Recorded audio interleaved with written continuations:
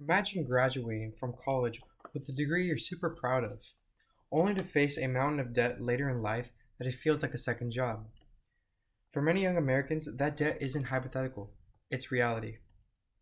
Over the past several decades, the cost of college in the United States has surged drastically. As of 2023 and 2024, the average cost of attending a 4-year college has reached around $33,000 per year. What was once a reasonable stepping stone to be comfortable in the middle class now often feels like a financial gamble. Families that once could save and pay out of pocket now rely heavily on loans, and even then, many struggle.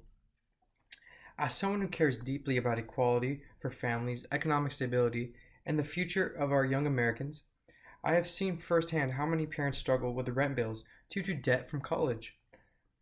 I've also witnessed real world experiences from students burned and burdened by debt. I strongly believe that making college more affordable is not only the right thing to do, but the smart thing to do. In this essay, I'm going to talk about why college tuition should be made affordable because of high costs that are harming students and society. The causes are part of a system that have clearer actions that we could take part of in all levels: government, society, and even ourselves. First, I will show you how high tuition harms students and families. Second, we will examine why tuition itself is so high. And finally, I will propose solutions that the government and society can do to restore affordability. Now that we understand how college costs have risen and why the issue matters, first, let me discuss how high tuition students has harmed students and families and society as a whole. My first main point is that high college tuition harms students and families. During the 2024 and 2025 academic year, in-state students at a public four-year college paid an average of $11,900 in tuition and fees, while students at private non-profit colleges paid around $45,000 per year.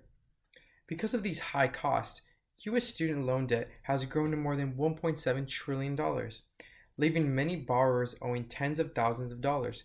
This debt often delays important life goals like buying a home, starting a family, and saving up for retirement. It also pushes many graduates to choose high paying jobs instead of careers in public service, education, or even healthcare, so they avoid their loan payments. Also, rising tuition affects middle and low class students the most. The National Center for Educational Statistics reports that students from low income families are more likely to delay starting college and drop out because of cost. When college becomes too expensive, it stops being a pathway to opportunity. Instead, it increases economic inequality and it weakens the middle class. Now that I have discussed how high tuition harms students and society, next let me explain why college tuition has become so expensive in the first place. My second main point is that economic factors drive rising college tuition. One major reason tuition keeps rising is the long term drop in state funding for public colleges. The Center on Budget and Policy Priorities reports that many states still spend less per student than they did before the 2008 recession.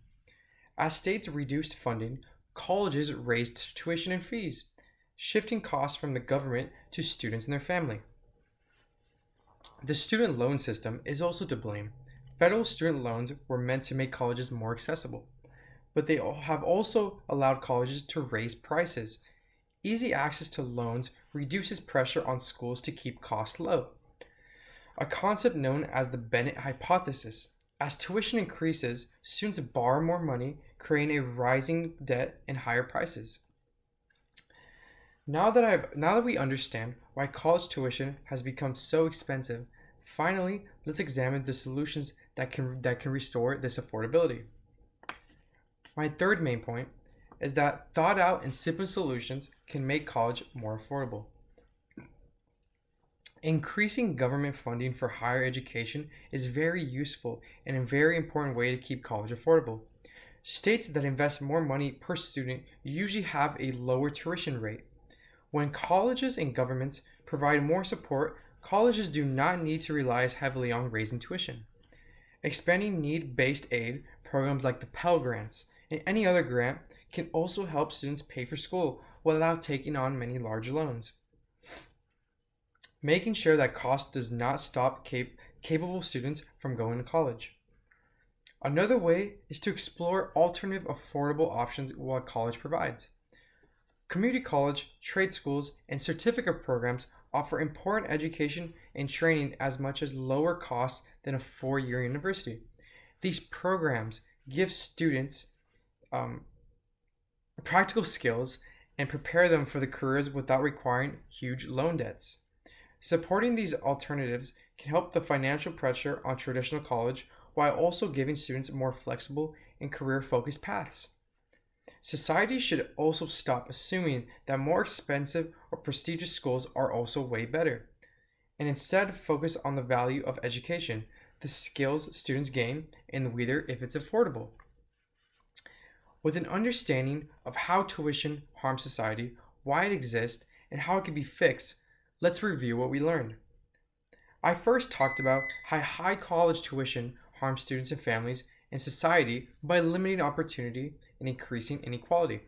Second, I explained that the rising tuition is driven by reduced state funding and certain flaws in the student loan system. Finally, I discussed solutions such as increasing public investment and expanding affordable alternatives helps in the first place. College tuition in the United States should be more affordable because current costs harm individuals and society, stem from systemic issues, and can be also solved through responsible policy and collective action.